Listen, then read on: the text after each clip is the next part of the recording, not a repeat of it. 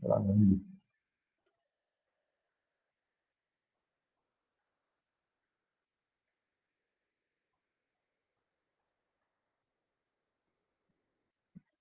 Última aula nossa hoje, hein? Só a prova agora, hein?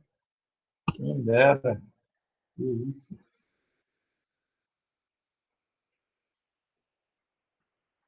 Fala, Laís. Tudo bem?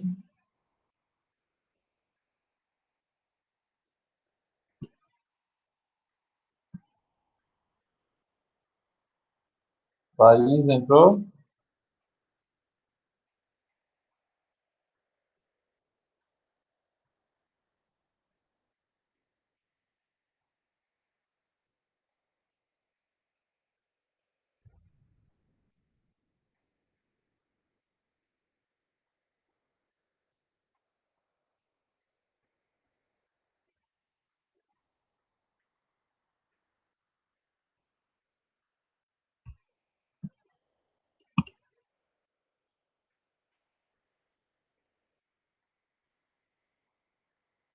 Oi, Maria. Tudo bem?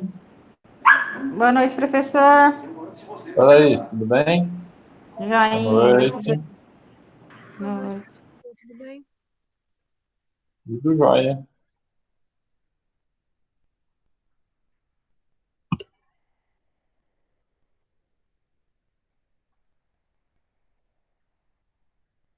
Fala, Matheus. Tudo bem?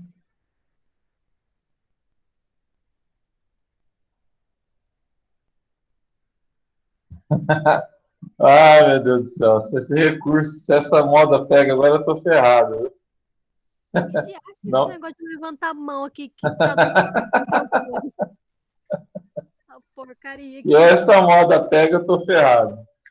Essa Caramba, mãozinha aí, quando você quer levantar a mão, fazer alguma pergunta. ai, que viadagem. É. Boa noite, Matheus. E Paulo Ricardo, entra.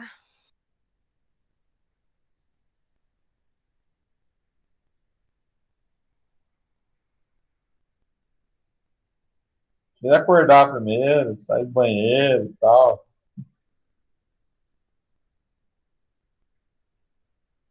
Tô dormindo já, velho. Você tá dormindo já. É. Vamos ver se a gente vai rápido hoje. Última aula, também já estou de saco cheio já.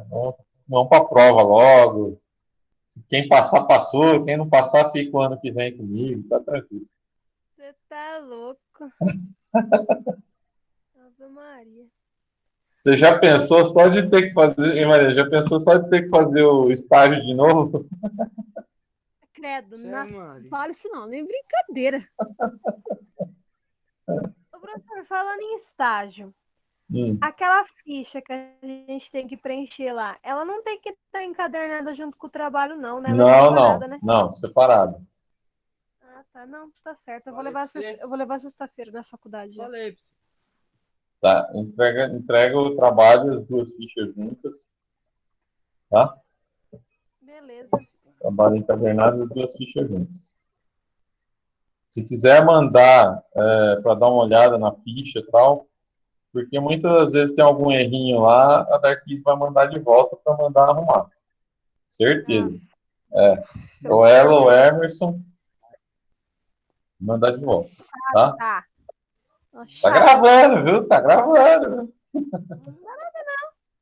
Ela sabe que ela é chata. Eu vou tirar foto, depois eu mando pra você no zap. Isso, manda para dar uma olhada antes. Eu sei das coisas que normalmente eles pegam. A gente Uhum. sabe. Normalmente, ó, é fazer, por exemplo, em duas canetas diferentes, a assinatura está numa caneta e o restante está tudo em outra, com uma cor de caneta, ou com alguma informação errada. Então, manda para mim antes. Não, eu mando, mas acho que em relação a isso é tudo certo. Mas eu vou mandar depois a foto.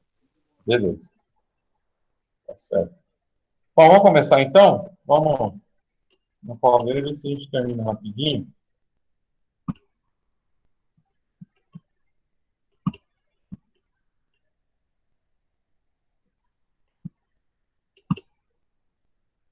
De boa. Então, vamos lá. Galera, quando a gente trata de merchandising digital, tá? O que vai me interessar aqui, na verdade, é o merchandising digital, ok? No merchandising no PDV, que é merchandising no ponto de venda, normalmente é qualquer açãozinha que eu faça para chamar a atenção do meu produto lá no ponto de venda, ou seja, lá no supermercado ou em qualquer outro ponto de venda. Então, qualquer coisa que eu faça para chamar a atenção do meu consumidor, tá? Ele é um merchandising no PDV, tá? Esse merchandising ele pode ser no PDV ou não, tá? Por exemplo, se eu pegar numa propaganda, se eu pegar lá no Big Brother, por exemplo, tem lá, ó, Banco Itaú, tal, não sei o quê, né? Guaraná Antártica, aquilo é um merchandising que ele não está especificamente no ponto de venda, mas ele é um merchandising, tá?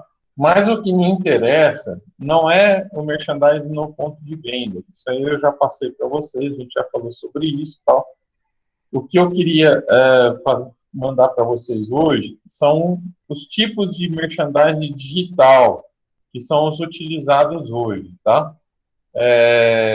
Isso já é uma coisa mais recente, tá? Os tipos de merchandising que são utilizados. Então, ó, eu tenho que ter uma noção de que o ponto de venda meu, quando eu falo de merchandising digital, é uma página ou alguma coisa do tipo que seja algo de vendas, tá? Então, como que eu vou chamar a atenção ali na minha página ou até mesmo em outras páginas, como que eu vou chamar a atenção para ser chamado de merchandising digital, tá? Então, tem 3 formas disso acontecer, ó. A primeira é a campanha, né? De merchandising básico, tá? Baseado na segmentação de usuários de forma pré-definida por cruzamento de dados do perfil, histórico e ações em comum do público. Então, por exemplo, quando eu direciono lá no Facebook, quando eu vou impulsionar uma publicação, e eu direciono isso, olha, eu quero que apareça só para as pessoas tipo de 15 a 20 anos, que sejam do sexo masculino, tá? Então, eu vou direcionar isso e vou fazer com que ela apareça especificamente para essas pessoas. Então, eu vou estar chamando a atenção delas, tá? Aparecendo na página delas lá do nada, eu vou estar chamando a atenção delas para o meu determinado produto. Então, isso é uma modo de merchandising, tá?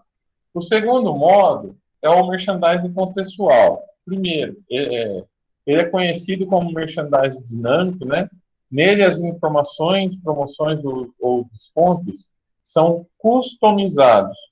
Então, no primeiro quadrante lá do Face, eu impulsiono a página. À medida que eu impulsiono, que eu estou pagando para impulsionar, me retorna como foi a interação dos consumidores que entraram na minha página, como foi a interação deles, tá? Divide em 3 fatores primordiais, 3 fatores fundamentais. Primeiro, aquele que entrou na minha página e não interagiu, ele simplesmente entrou e saiu, tal. Depois ela me manda quem entrou na minha página e de alguma forma ele interagiu, tá? Em terceiro ponto aí, quem de fato colocou lá no carrinho de compras, quem demonstrou um interesse muito grande naquele determinado produto, tá? Então eu posso fazer, por exemplo, um desconto específico e mandar no e-mail dessa pessoa, que seria um mote de venda, tá? Eu fazer com que ela realmente faça a compra, tá? Então, isso é uma outra forma aí de eu colocar esse merchandising digital. Um terceiro ponto é a questão do algoritmo. Então, o algoritmo é muito polêmico hoje, porque o algoritmo ele não vem explícito, tá? Eu tenho que capturar esse algoritmo que esse algoritmo nada mais é do que cada campanha que você coloca na internet, ele tem um algoritmo, tá? E esse algoritmo, ele pode ser vinculado em outras páginas. Por exemplo, eu posso pegar a minha publicidade e colocar o algoritmo lá na minha publicidade, por exemplo, de uma Adidas, por exemplo. Tá? Então, quem entrou na página da Adidas, a minha vai aparecer também para ele. Então, isso é uma questão de algoritmo. Isso é o que está gerando muita polêmica, tá, galera? Está gerando muita polêmica. Por quê?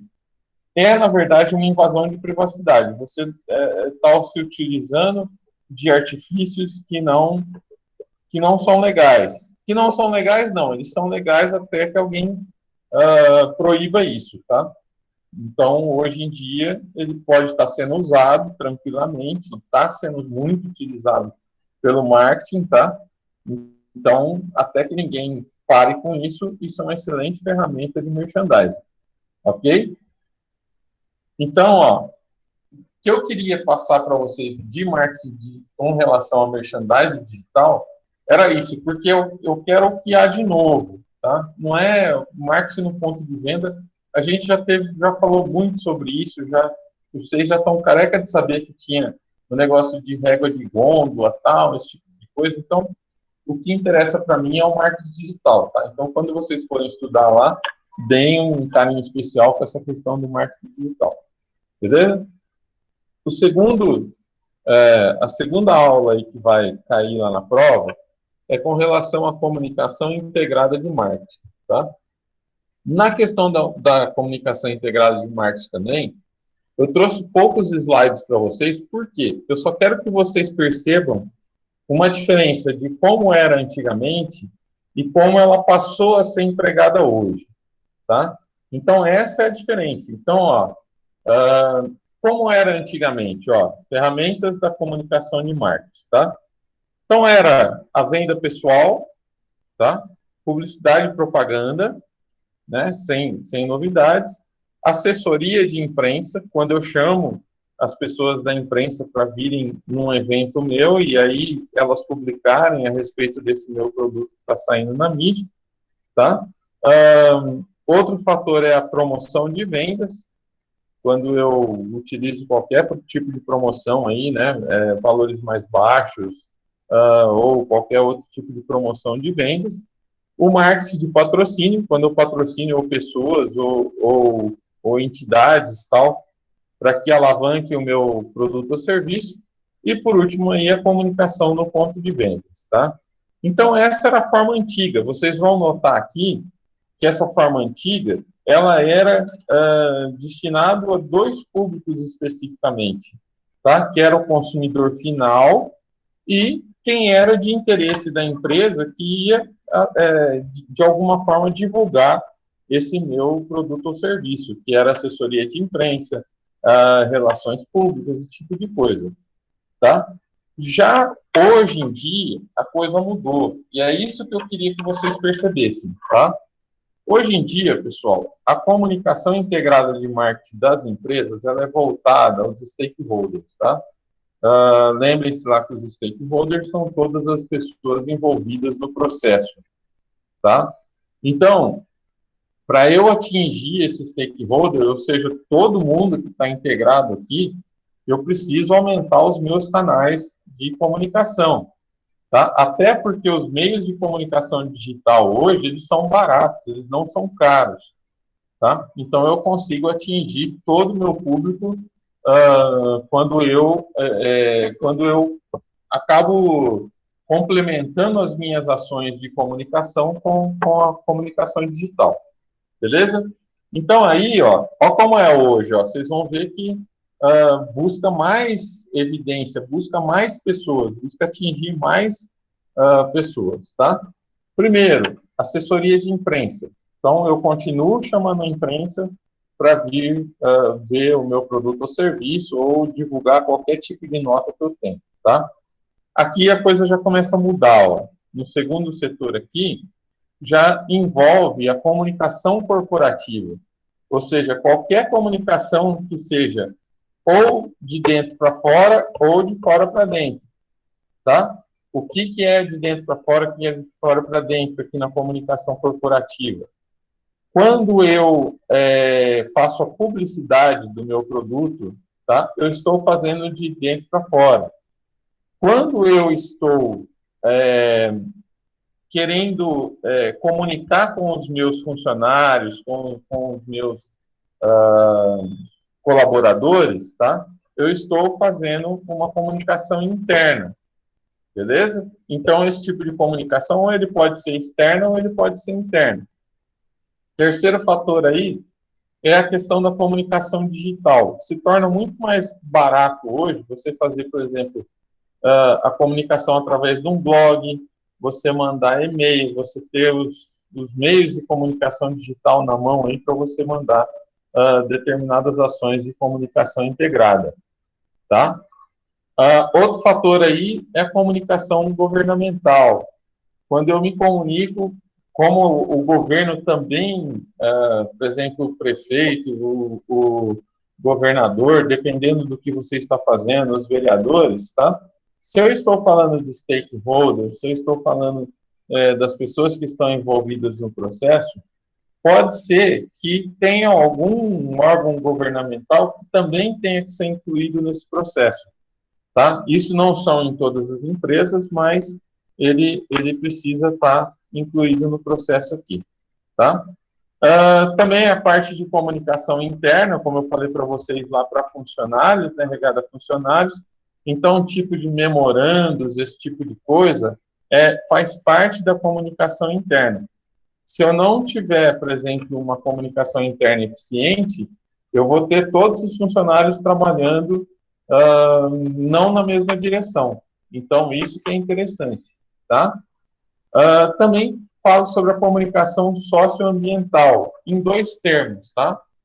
Eu posso falar de socioambiental no meu ambiente, tá? No ambiente que eu estou inserido, e também eu posso trazer a questão do meio ambiente aqui, não na questão socioambiental, mas do meio ambiente, quando a gente fala de que se eu tenho alguma ação que fez bem para o meio ambiente, eu preciso divulgá-la, tá? Isso aí a gente já viu inúmeras vezes, de que se eu não divulgar, não adianta nada, tá? Então, toda ação que seja voltada ao meio ambiente, eu preciso divulgar ela para a mídia, porque só assim o consumidor vai saber que eu estou sendo socioambientalmente correto, tá?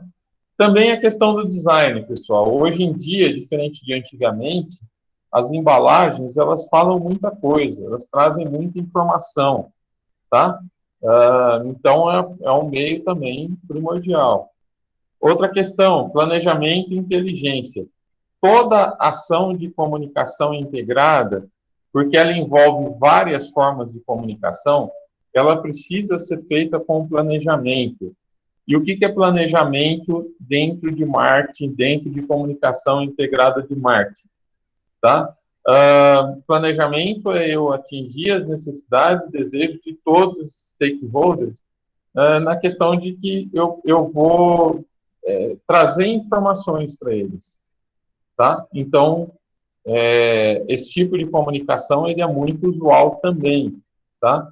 Para se planejar. Eu preciso trazer a questão da inteligência. Quando eu estou falando de anúncios em Facebook, em Instagram, no próprio Google, lá para que ele apareça em primeiro, tá? Eu estou falando de inteligência digital.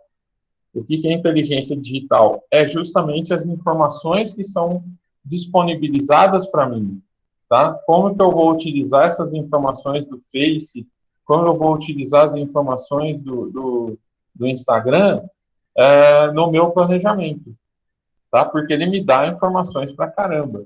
Isso que vale a pena. Outro fator, produção editorial. Eu vou fazer digital, mas eu também não posso deixar de lado a editorial. Por exemplo, um catálogo bem feito, tá? Então, eu não posso deixar isso a Deus dará. E, por último, aqui, as relações públicas, onde eu vou atrair as pessoas que são do meu interesse para eu mostrar o meu produto ou serviço, tá? Então, eu vou fazer relações públicas, eu vou, por exemplo, trazer para eventos coquetéis de lançamento, eu vou trazer para os meus estandes de vendas, tal, eu vou trazer todo esse pessoal, ok? Bom, então, ó, nova tendência da comunicação integrada de marketing, né, tem 4 objetivos específicos aí. Primeiro, uma maior eficácia na promoção. Então, logicamente, se eu tenho mais canais do que era antigamente, eu vou ter maior eficácia na minha comunicação, na minha promoção de determinadas coisas, tá? Outro fator é o fortalecimento da marca. Pessoal, à medida que eu já estou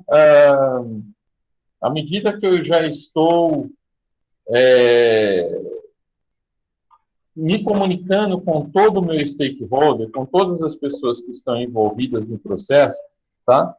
Eu estou gerando valor para a minha marca, tá? A minha marca está se valorizando automaticamente, ok?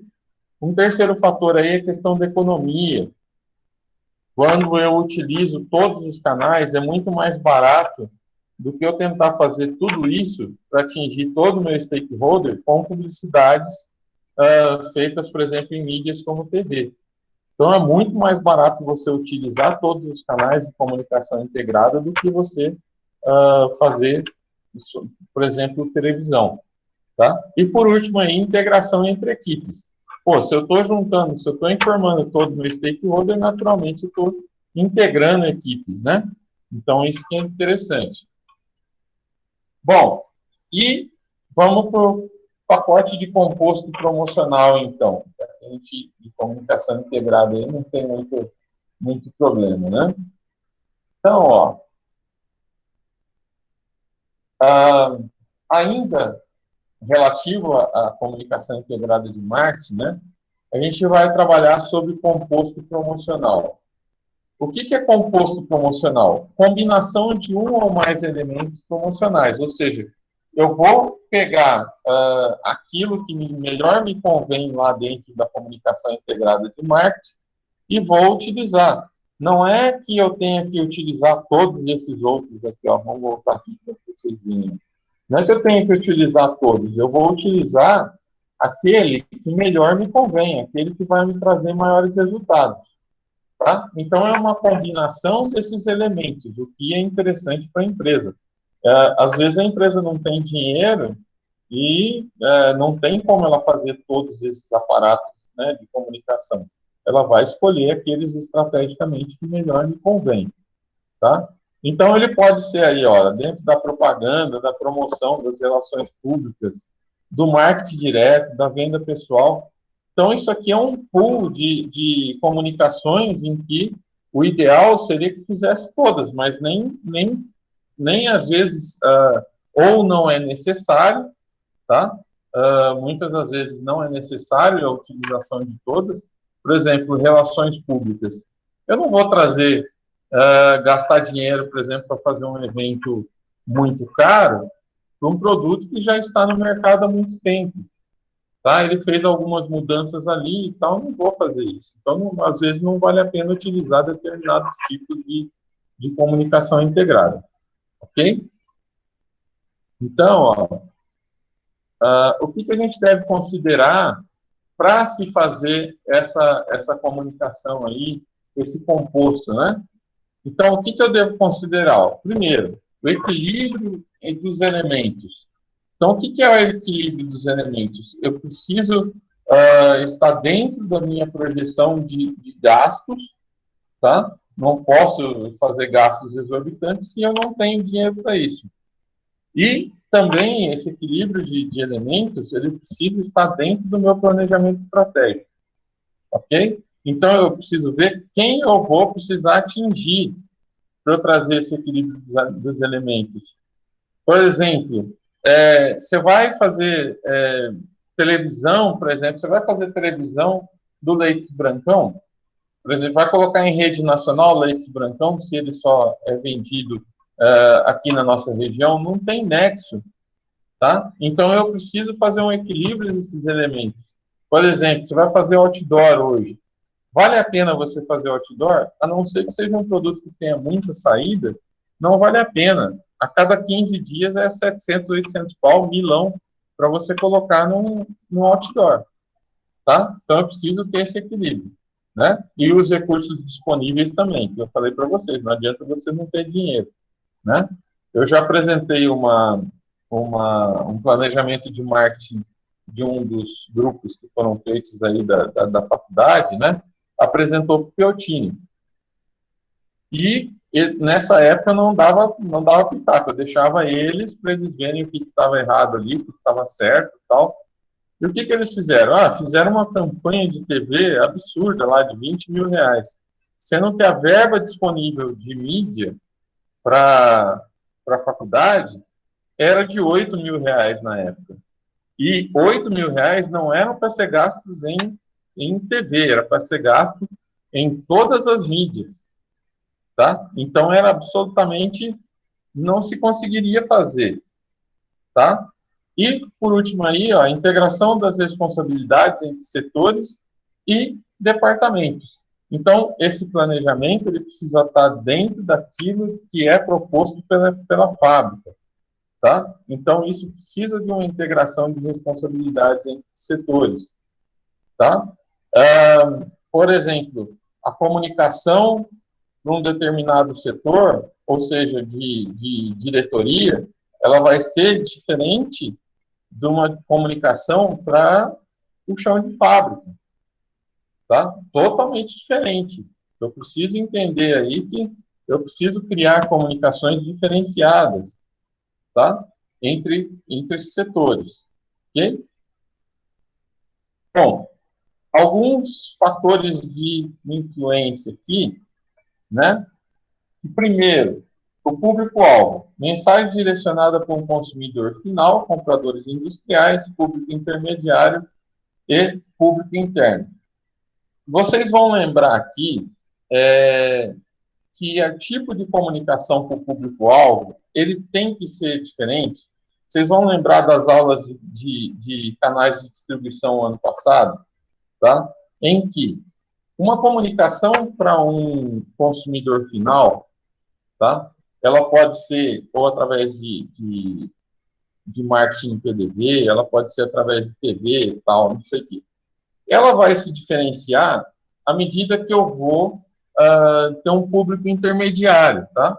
Por exemplo, eu tenho nos canais de distribuição um público intermediário, o mercado varejista e o mercado atacadista, tá? A comunicação para eles comprarem o meu produto, tem que ser diferente do meu consumidor final, tá?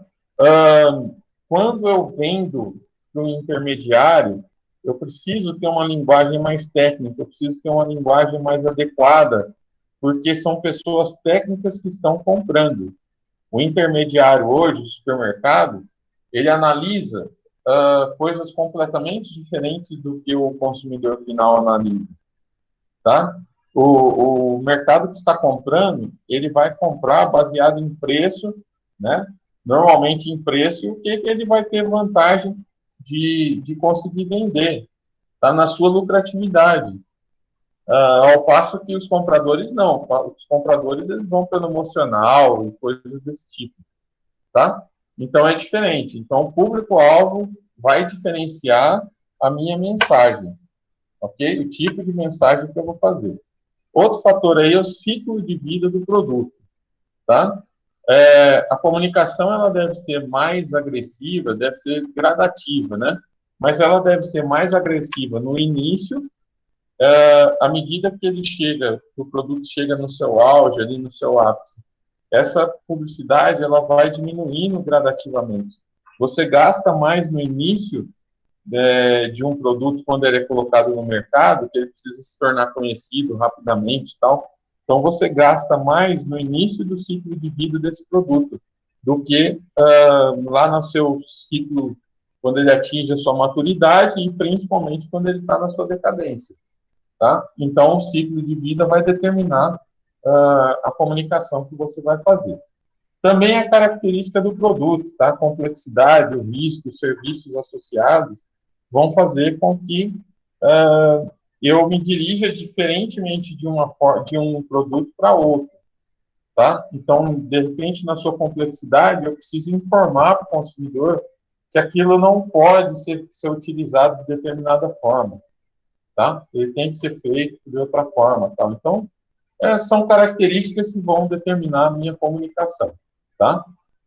Outro fator, estágio de decisão do comprador, pré-compra, compra ou pós-compra. Principalmente nos meios digitais, isso é bastante explorado, tá, pessoal? Na minha pré-compra, entra todo mundo na minha página, tá? Quando entra todo mundo na minha página, nem todos vão comprar.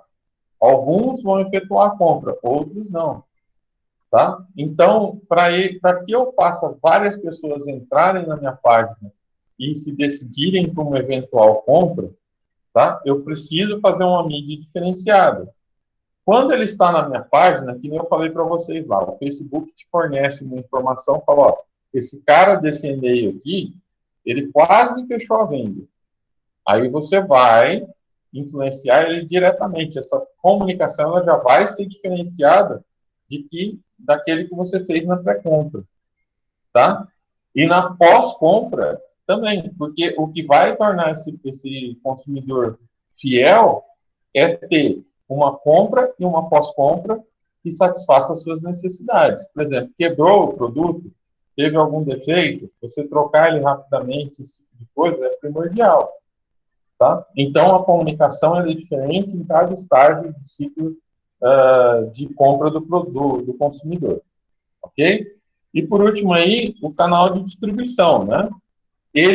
Eu preciso fazer, aqui nem eu falei para vocês, eu preciso fazer a comunicação diferente para intermediários, que é na estratégia de push, tá? Ou diferente para consumidores finais, que é a estratégia de pull. Por exemplo, para intermediários, se eu colocar bastante publicidade na TV, tá? As pessoas vão começar, o consumidor final, ele vai começar a pedir esse produto para o intermediário, tá? Então, isso é uma estratégia de push, ok? Ao passo que os consumidores finais, aí, a estratégia de você, para consumidor final, eu posso utilizar o meu intermediário para ele fazer essa propaganda, tá? Às vezes até dá mais resultado. Então, são estratégias diferentes, tá? E também posso utilizar para ambas. Por exemplo, eu posso fazer a comunicação, se eu tenho interesse no meu intermediário, eu posso fazer a comunicação para ele, mais específica, com mais informações, e posso fazer uma para o meu consumidor final mais simples, tá? Então, esses são os fatores de influência aí. Bom, aí, pessoal, no Marketing Business to Business, que foi as duas últimas aulas que a gente teve aí, se vocês pegarem lá os slides não, a aula gravada, vocês vão ver que vai ter uma aula que eu dei para outra turma. Por quê? Porque eu não sei se aquele dia não gravou, não sei o que aconteceu, que essa aula sumiu lá do Google Drive. Tá? Eu vou procurar melhor, se tiver a de vocês eu vou postar, mas não vai ter prejuízo para vocês, porque esse assunto ele foi tratado lá. Tá? Então, eu só inverti, eu passei uma aula de vocês para eles e passei uma aula deles para vocês. Então, vai estar lá, vocês não se assustem, que é por causa disso, tá bom? Vou passar bem rapidinho, já que esse assunto está mais recente, né, do que a gente viu. Então, vou passar rapidinho aqui para vocês, só para a gente não perder o fio da meada aí, tá? Então, no Marketing B2B, ó, eu trouxe, antes da gente começar a falar do Marketing B2B, tá, as formas de você fazer essa intermediação de consumo, tá? Então, primeiro, ele pode ser de consumidor para consumidor, ou seja, o C2C, tá? Consumer to consumer. Ele pode ser o B2B, que ele pode ser de empresas para empresas, business to business, né? Ou pode ser o B2C, ou seja, de empresas para consumidores finais. Então, no C2C, na verdade, você tem uma empresa intermediando, mas a venda, na verdade, é de um consumidor para outro consumidor. Isso acontece muito, por exemplo, no Mercado Livre, tá? Quando uma pessoa coloca lá um produto dela para vender, através do Mercado Livre e outra pessoa vai lá e compra.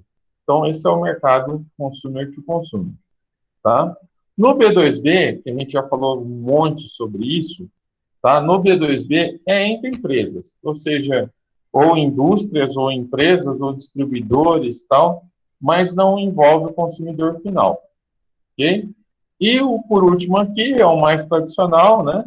Que é o business to consumer, ou seja, da empresa diretamente para o consumidor. Então, a internet normalmente está fazendo isso, né? Os meios de comunicação eletrônica estão fazendo isso, mandando diretamente da indústria para o consumidor final. Beleza? Esse é o mais comum, né? Então, não tem muito segredo aí. Tá? Enquanto os consumidores escolhem os produtos baseados não só no preço, então a gente já vai trazendo característica do marketing B2B aqui, tá? Então, enquanto os consumidores escolhem os produtos baseados não só no preço, mas na popularidade, no status, na marca, em outros fatores emocionais e sociais, tá? Os compradores do business to business, ou seja, de indústria para indústria, eles tomam decisões principalmente baseadas no lucro e no preço, tá? No potencial de lucro que tem aquele determinado produto e no preço, ok? Então, tem que ser. Se eu falo de marketing B2B, pessoal, eu preciso falar em potencial de lucro, e aí eu preciso chamar a atenção para vocês para uma situação, que é o seguinte: não é que eu estou comprando no menor preço possível aquele determinado produto, tá? No business to business, eu preciso comprar sim no menor preço, baseado no meu potencial de lucro, mas diante das necessidades do meu consumidor, diante dos desejos do meu consumidor. Então, por exemplo, se eu for lá e comprar um produto, comprar uma matéria-prima super barata para confeccionar o meu produto, e o meu público espera mais qualidade, tá? Eu vou perder esse público rapidamente. Ele não vai se tornar um público fiel, então não adianta nada. No B2B, marketing, quando a gente fala marketing B2B, satisfazer as necessidades e desejos daquele consumidor de produtos, mas não o consumidor final, tá? Eu preciso satisfazer as necessidades e desejos do tomador de decisões dentro de determinadas fábricas ou indústrias ou intermediários, tá? Então, eu preciso ter uma noção de que esse consumidor intermediário, esse decisor de compra, muitas das vezes não é uma pessoa só, tá? Muitas das vezes, esse consumidor intermediário são várias pessoas que tomam essa decisão. Então, eu preciso saber das necessidades desse grupo de pessoas que vão tomar essa decisão, tá? Então, aí é que ele muda. Vocês veem que eu falei muito sobre isso nessa matéria, de que a essência do marketing é a mesma. Você vai satisfazer as necessidades e desejos do consumidor. Mas, ao mesmo tempo, a forma de fazer o planejamento, ela é diferente, porque você envolve uma série de situações diferentes de um consumidor final. O consumidor final, ele vai lá no supermercado, pega o produto, coloca no carrinho, ele mesmo decidiu pela compra, pega e vai embora, tá? No business to business, não. Você vai levar a carga da diretoria para ver se ela aprova, você precisa trazer 3 orçamentos, e aí a diretoria aprovando, vai passar lá para o gerente de não sei das quantas, o gerente vai aprovar você a comprar, você entendeu? Então, muda, os decisores de compra são diferentes. Então, o planejamento, ele deve ser diferente também, tá? Bom, além disso, cabe dizer ainda que o marketing B2B envolve a construção de relacionamentos valiosos para garantir clientes duradouros. Também é outra coisa que eu queria chamar a atenção de vocês, de que por que no B2B você quer fala-se tanto de clientes duradouros, tá? Porque à medida que você tem um cliente duradouro, o valor do seu produto começa a gerar mais renda para você, começa a gerar mais lucro, mais lucratividade. Por quê? lembrem-se que no início que a gente falou aqui, no início do ciclo de vida do produto, você tem que gastar muito com publicidade para tornar ele conhecido, tá? Então, gasta-se muito, o custo é muito maior no início de um produto ser colocado no mercado. Então, à medida que eu vou tendo esse cliente duradouro, esse custo, ele vai se diluindo. Por quê? Porque eu vou parando de fazer essa publicidade, tá? Então, esse custo, ele vai se diluindo ao longo do processo. Então, quanto mais duradouro eu tenho esse cliente, melhor é para a minha empresa, mais lucratividade ele vai gerar, tá? Então, por isso que no B2B é tão importante essa questão do cliente duradouro. Quando você fala de consumidor final, é importante? mas é muito mais difícil você reconstruir um relacionamento duradouro com o cliente final. O cliente final, ele chega lá, se ele decidir ali no supermercado que ele não quer levar o seu produto, ele vai levar outro, e daqui a pouco ele vai levar outro, ele vai mudar, né? Então, não há essa troca de relacionamentos, tá? Já no B2B, ela se torna primordial, tá? Então, o marketing B2B envolve empresas nas duas pontas, né? Então, isso eu não preciso nem falar para vocês. Isto é, ela precisa estar muito mais focada na geração de leads qualificados para a equipe de vendas. O que são leads qualificados? Leads qualificados são informações a respeito daquelas compras que aquele intermediário fez, tá? Ou aquela indústria fez. Não vou conseguir, por exemplo, captar aquilo que o presidente da outra empresa quer, quais as necessidades e desejos dele.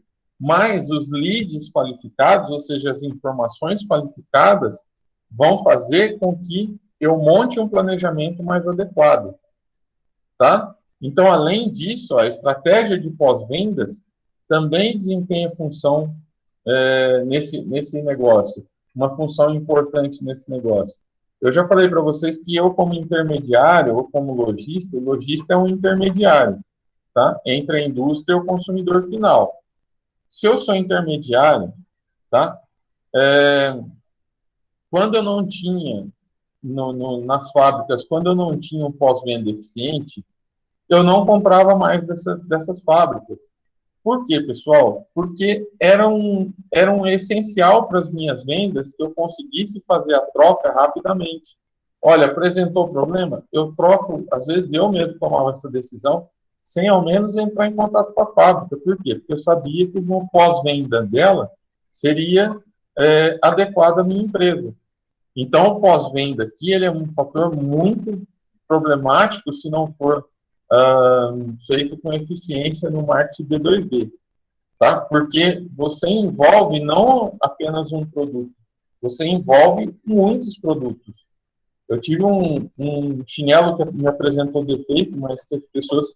Eu tinha comprado ele todo em couro, ele veio com a palmilha não em couro, tá? E aí a gente começou a perceber que ele foi dando defeito. O que eu fiz? A hora que veio o segundo e o terceiro com defeito, eu tirei todos do meu processo de vendas, coloquei todos para o fundo e fui falar com o pessoal das fábricas. O pessoal falou, olha, não vamos trocar. Você coloca ele no mercado, quando ele apresentar defeito, vocês mandam para mim.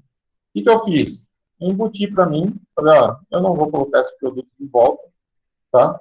Ele apresentou defeito, vai queimar a minha marca, então eu tirei ele de venda, tá? E não comprei mais desse pessoal. Então, vocês veem que a pós-venda foi um fator preponderante para eu poder fazer as minhas compras, tá? Então, isso cortou-se o meu relacionamento com a fábrica ali, ok? Então, isso ocorre justamente para ajudar a estabelecer um relacionamento mais duradouro entre as empresas, identificando o nível de satisfação dos clientes. Não são os leads, né? São as informações para ver se o meu cliente está satisfeito, né? Além de tudo, o que pode ser ajustado para manter o negócio entre eles funcionando da melhor maneira possível, tá? Então, dentro desse contexto, otimizar a geração de leads é o pontapé inicial para alcançar uma estratégia de marketing B2B eficaz. Ou seja, o que é otimizar a geração de leads? Eu utilizar as ferramentas adequadas para me trazer informações para eu ter um planejamento estratégico. Ok? Então, isso quer dizer que todas as ações propostas precisam ser trabalhadas de forma a avançar pelo funil de vendas até chegar no momento da compra em si. Tá? Então, eu preciso saber no marketing B2B todo o meu processo até chegar nas vendas. Tá? Eu preciso cuidar de todo o processo até chegar nas vendas. Ou seja, eu preciso mandar o meu representante lá naquela empresa para ele tentar vender. Depois de um certo tempo, eu não preciso mais mandar esse representante, ela já... Então, isso eu preciso ter um entendimento dos leads, eu preciso ter um entendimento daquilo que é a necessidade e desejo daquele cliente. Ok? Bom, então eu vou falar rapidamente para vocês, só para a gente terminar rapidinho, pessoal. Tem alguns pontos aqui em que são as estratégias de marketing B2B, tá? E então, o que eu preciso ter em mente, o que eu preciso ter, o que eu preciso checar aqui? Primeiro, tá? Que no marketing B2B, diferente do marketing destinado ao consumidor final, a cadeia de comando ela é mais longa. Ou seja, se eu estou vendendo, eu não vendo para um consumidor, eu vendo para uma empresa e essa empresa ela tem vários decisores de compras. Tá? Então, essa cadeia ela é mais longa do que um consumidor final. Okay? O intervalo do ciclo de compra também do cliente, ele é mais longo, tá? No marketing B2B. A não ser que o produto seja um produto perecível, em que você precisa fazer essa venda diariamente ou com menor intensidade, tá? Normalmente, o intervalo do ciclo de compra do cliente, ele é mais longo.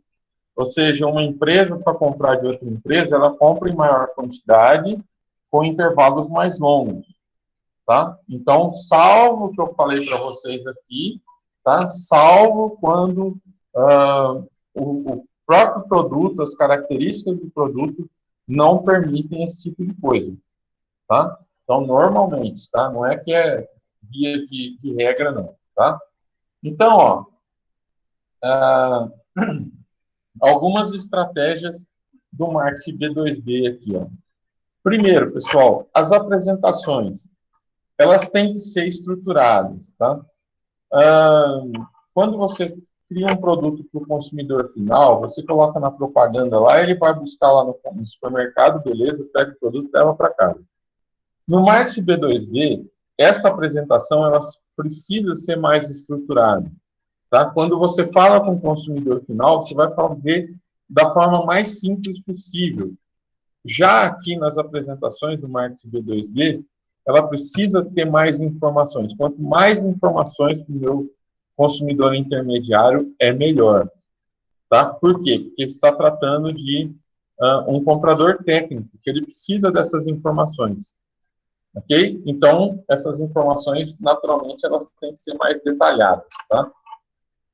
Outro fator aí da comunicação que a gente utiliza na comunicação integrada, né?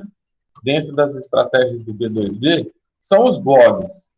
No blog, você consegue captar tudo dentro do blog, colocar várias informações dentro do blog.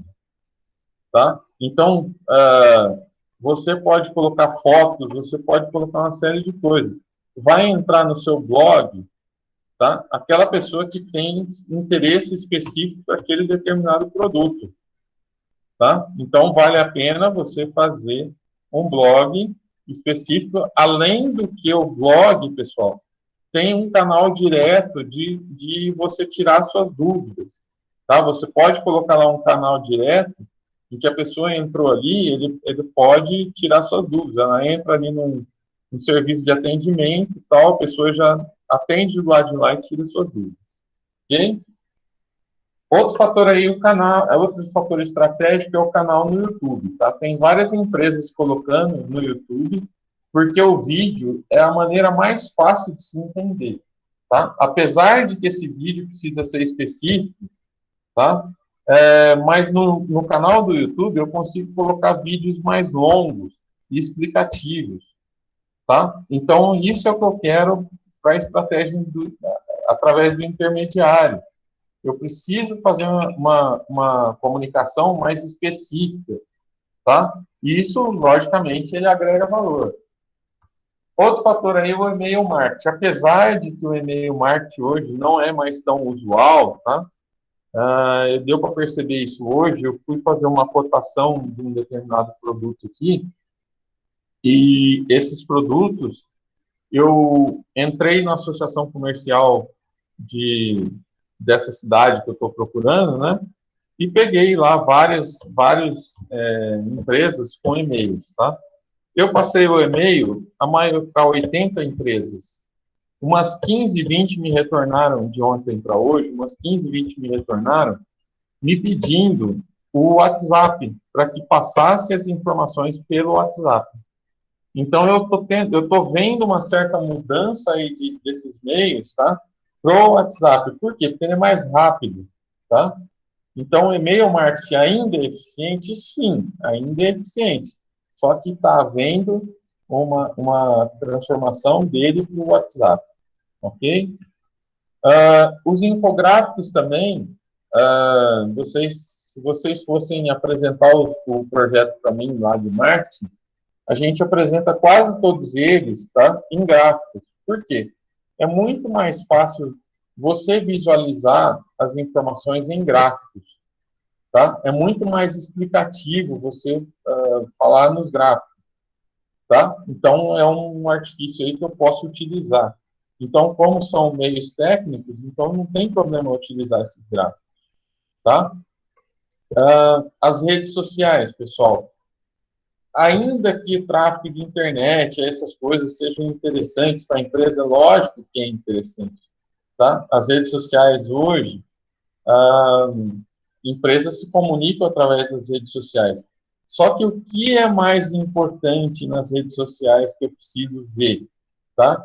É a questão de que eu consigo, através das redes sociais, buscar aquelas informações do meu público intermediário, tá? E por isso que ela é tão importante. Então, são aquelas informações que eu falei para vocês, por exemplo, que o Face te joga na mão. Então, ela é interessantíssima, tá? Outro fator aí são os webinars, né? Funcionam como se fossem seminários, ou seja, seminários em vídeos que são postados na internet, tá? Eu posso direcionar isso, fazer de uma forma com que ele seja direcionado. Mas webinars são, na verdade, são vídeos, são seminários feitos em vídeos que são colocados nos meios digitais, aí no Facebook, no Instagram e tal, tá? Então era isso, galera. Nossa última aula, que nem eu falei para vocês, hoje, normalmente eu estaria fazendo uma pipoca para vocês aí, né, assistindo um filminho de última aula, mas na história do Covid, como não vai ser possível, né, então ficamos com uma aula teórica, infelizmente. Beleza? Então, próxima prova, vou tentar fazer bem fácil, vou tentar utilizar, já falei para vocês isso, já vou tentar utilizar esses slides que eu dei aqui, mas nem sempre é possível, tá, galera? Então, você formular uma pergunta com os slides que estão aqui. Então, às vezes, quando a gente formula com alternativas, às vezes não dá essa possibilidade. Beleza? Então, vamos lá. Chamada. Alcides está aí, né? Alisson está aí. Paqueta não está, né? Josi está aí. Aqui. Caroline está aí. Maris, tá? Você me pulou, professor? Hã? Você me pulou? Pulei você? Ah, não, mas tá dando presença aqui, já. Eu vi. Laís está aí, Maria está aí. Matheus está aí. Silva não entrou hoje, né? Paulo. E Aine e o Everton. Galera, então, até a prova semana que vem. Vou tentar fazer o mais tranquilo possível.